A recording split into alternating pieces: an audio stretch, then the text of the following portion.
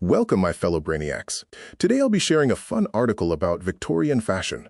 In the spring of 1875, Paris unleashed a fashion so absurdly impractical that even the most devoted followers of la mode, devotees of high fashion, started complaining in print. The weapon of choice? The early ferocious version of the bustle, not yet the familiar wire cage, but a tightly laced, elastic-banded, violently tied-back skirt that turned every step, seat, and carriage entrance into a minor acrobatic performance. Dressmakers literally offered lessons on how to walk without falling over. This deliciously snarky dispatch, reprinted from London's Pall Gazette in a small Wisconsin newspaper, captures the exact moment when women realized they had voluntarily signed up for fashionable bondage, and the male editor could barely contain his glee. What follows is the full, unedited text from May 19, 1875, complete with 19th-century punctuation quirks and that unmistakable Victorian smirk. The 1875 title of this fashion article is The Mysteries of the Female Toilette. The Pall Gazette says, "The latest novelty in woman's attire does not sound comfortable. She has, it seems, adopted a garment in which it is almost impossible to walk or to sit down, or to enter a carriage, and which can only be worn by throwing the body into the most painful contortions, according to instructions specially given by the dressmakers who manufacture it."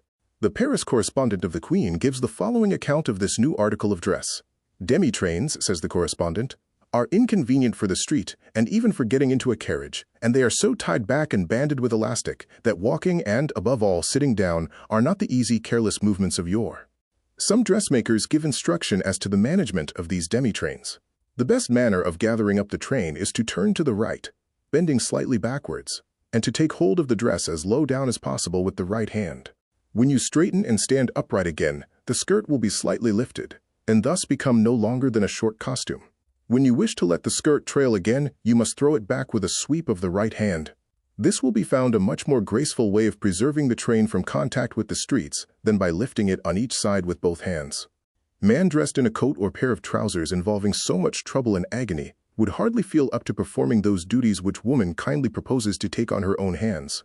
She is, however, very strong-minded, and delights in a life of active occupation. And that wraps up our hilarious journey into the tied-back torture of the 1870s.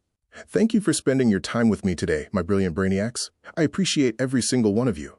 If this episode made you laugh, cringe, or feel eternally grateful for elastic waistbands, please give it a like. Share it with a friend who secretly loves historical fashion drama, and hit that subscribe button so you never miss another quirky deep dive.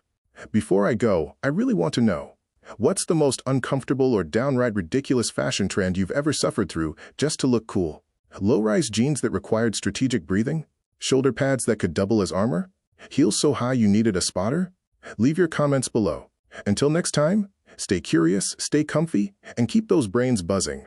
See you soon.